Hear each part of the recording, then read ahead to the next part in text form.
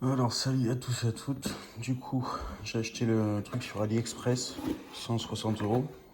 L'intérieur, il y a ça.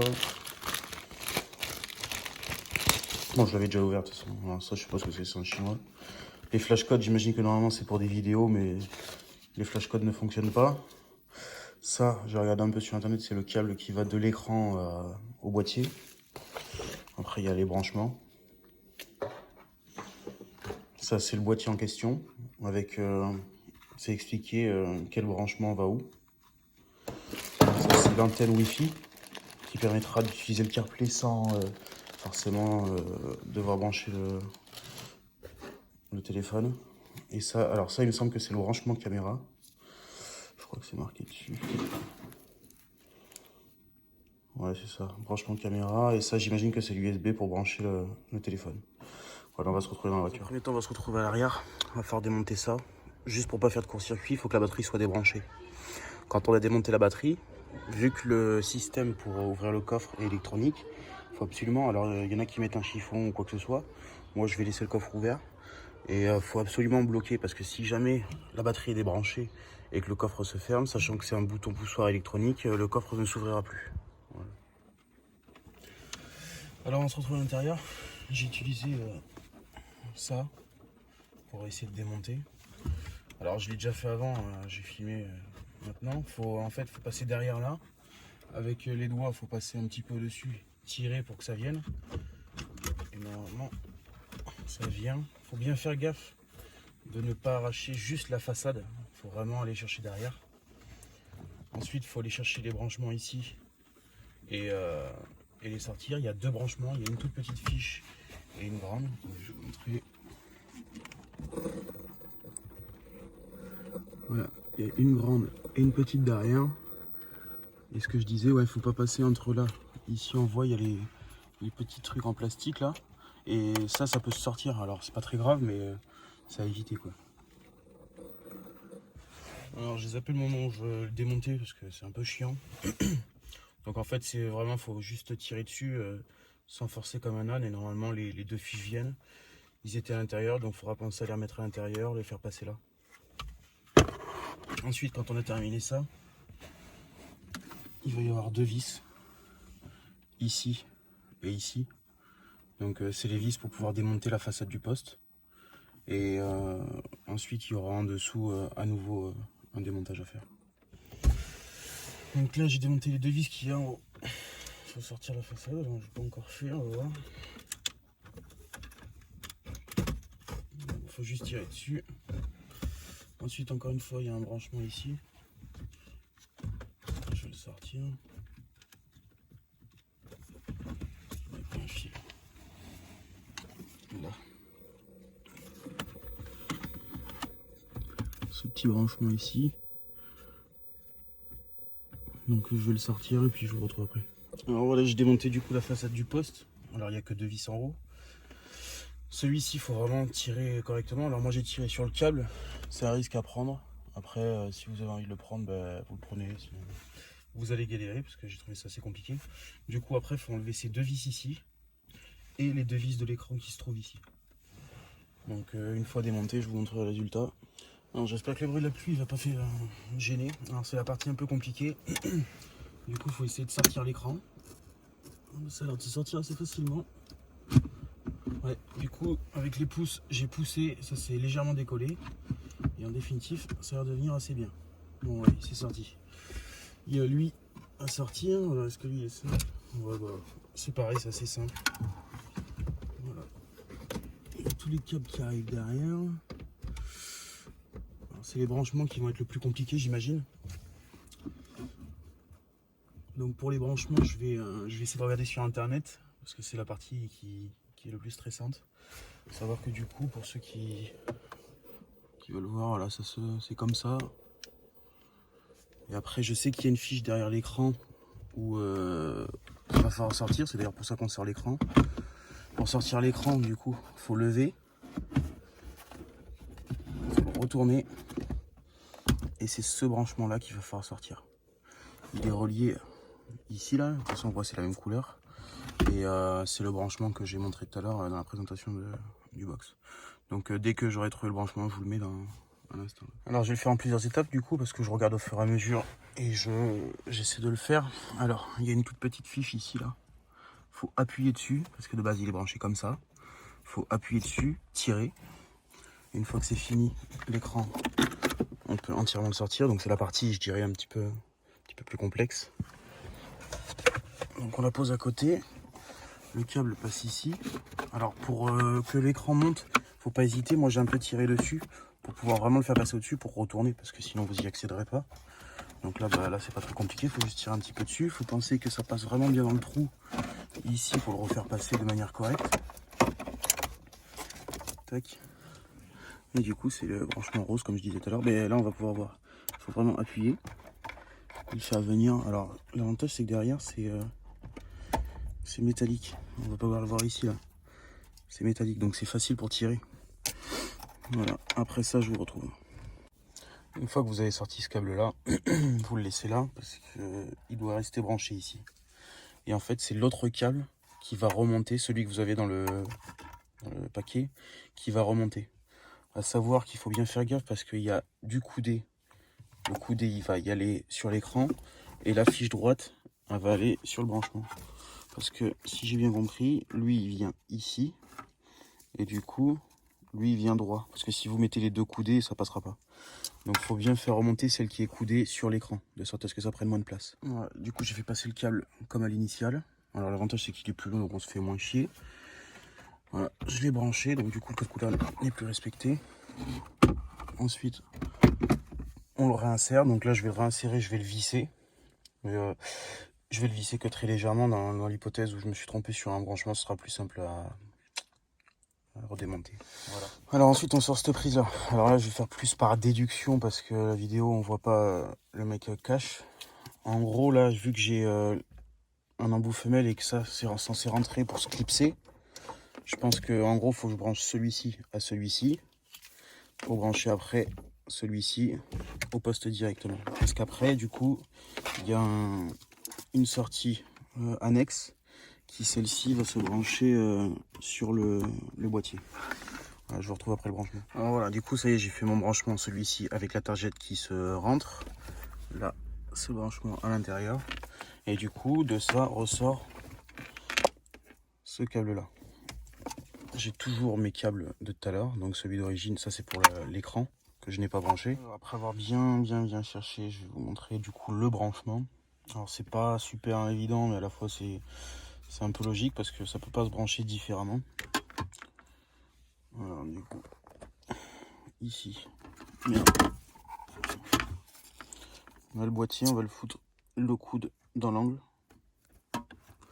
Tac. Bon, je filme à une main et je branche avec l'autre, donc faut être indulgent. Celui-ci, donc c'est celui-ci qui vient de la pieuvre et qui est droit, je vous avais expliqué tout à l'heure. On va brancher là. Là, on a entendu le clic. Là aussi, j'avais mal branché, tiens. Le câble, donc la pieuvre que j'ai rentré de tout à l'heure, vient se mettre ici, dans la deuxième. Du coup, il faut bien vérifier que ce soit dans le bon sens. Alors pour ça, moi je me suis fait, enfin il y a le petit repère. Ici, ça dépasse un petit peu pas dessous. Et je crois que en haut, là on voit la petite encoche là. Donc j'imagine que l'encoche vient en haut.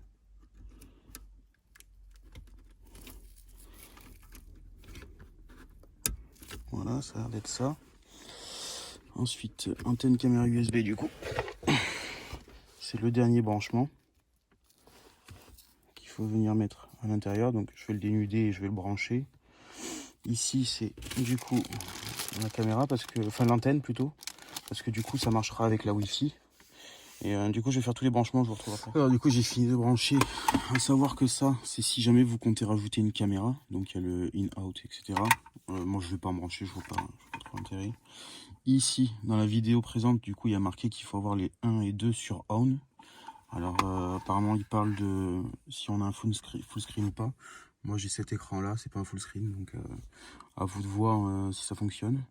Donc là, avant de tout brancher, enfin tout remettre à l'intérieur, parce qu'il y a quand même, à force ça fait beaucoup, et de brancher mon antenne, je vais redémarrer la batterie, démarrer le véhicule et voir ce que ça m'affiche. C'est là le moment de stress où on va voir si ça a été efficace. Alors voilà, j'avais pas la manip, je sais pas sur quoi j'ai appuyé, je crois que j'ai fait back ou un truc comme ça, j'ai rappuyé sur auxiliaire. Donc c'est en train de se démarrer en CarPlay, donc on va voir. Voilà, j'ai Wheelrest. Alors je sais pas exactement comment ça fonctionne, je vais essayer de regarder un petit peu comment ça se passe. Alors je filme avec mon téléphone donc je vais en avoir besoin et je pense que je ferai une vidéo juste après pour expliquer un petit peu le fonctionnement. Voilà, on se retrouve après. Bon, je suis content que ça fonctionne, du coup je vais brancher l'antenne. Je vais la brancher là ici, je vais la fixer, alors on peut voir c'est du 3M et du coup je vais fixer sur la languette qu'il y a derrière ou un truc comme ça. À savoir que en fait en dessous, quand vous avez le poste, vous savez vous avez un petit truc au plastique là. Je pense que je vais le foutre à l'intérieur parce que c'est un endroit où il y a de la place et je collerai peut-être derrière ou un truc comme ça l'antenne Wi-Fi. Ensuite je vais tout remonter, donc le remontage je pense pas le filmer parce que vous avez les roues en avant donc il faudra revenir en arrière quoi. Et après pour l'utilisation je reviens. Précision en cours, du coup j'ai fait passer tous les câbles en dessous. J'ai sorti la deuxième bande plastique là, qui est en dessous justement.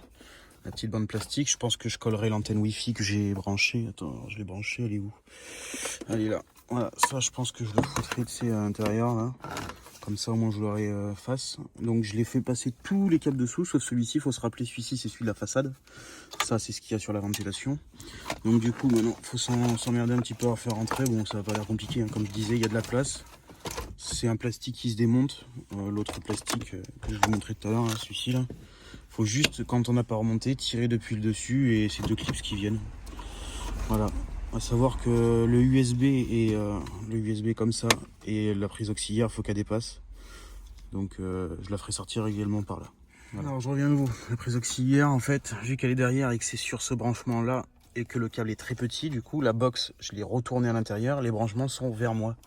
Comme ça quand je vais reboucher, la prise auxiliaire sortira d'à peine ça fera assez propre. La bande, en y réfléchissant bien, je vais la foutre sous le poste. J'espère que ça fera pas d'interférence, j'imagine que non. Et après, je vais refermer. Bon, du coup, au fur et à mesure que je remonte, je m'aperçois de des petits détails qui pourraient intéresser.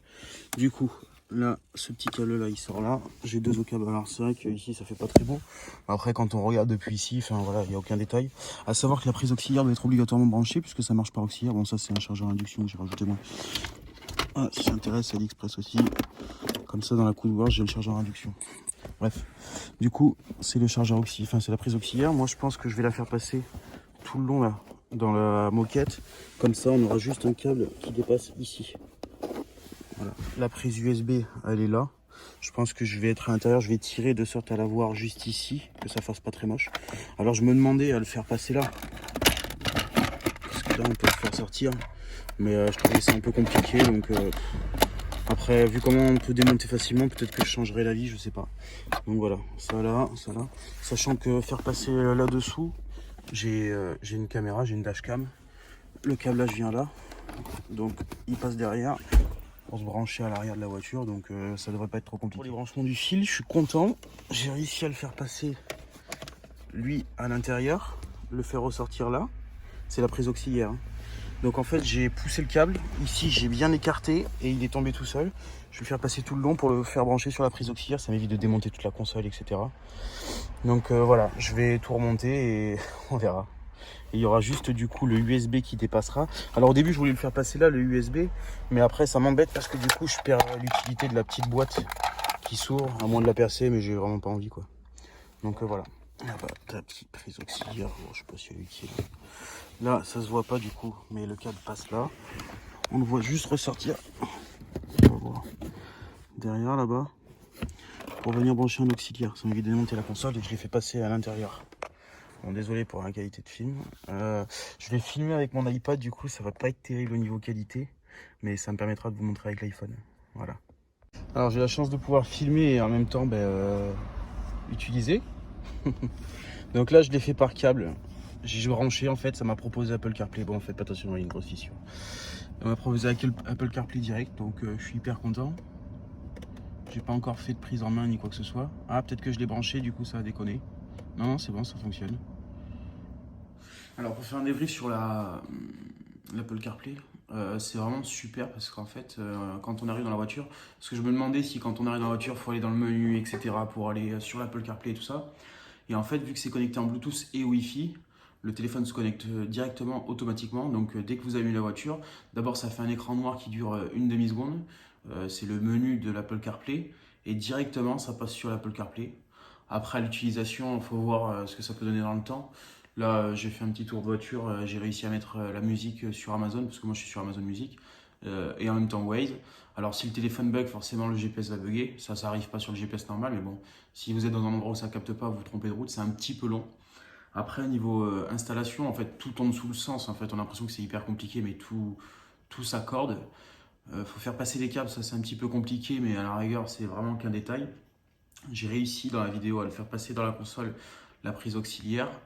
À part ça, rien de bien compliqué. On peut choisir les fonds d'écran. J'ai regardé un petit peu les options. Ouais, tu peux changer le fond d'écran, revenir.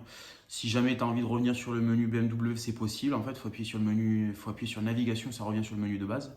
Et pour retourner sur le CarPlay, on reste appuyé sur Back 3 secondes et ça revient directement sur le CarPlay. Si vous avez d'autres questions, il ne faut pas hésiter à me les demander en commentaire. Et à ce moment-là, j'essaierai d'y répondre. Voilà.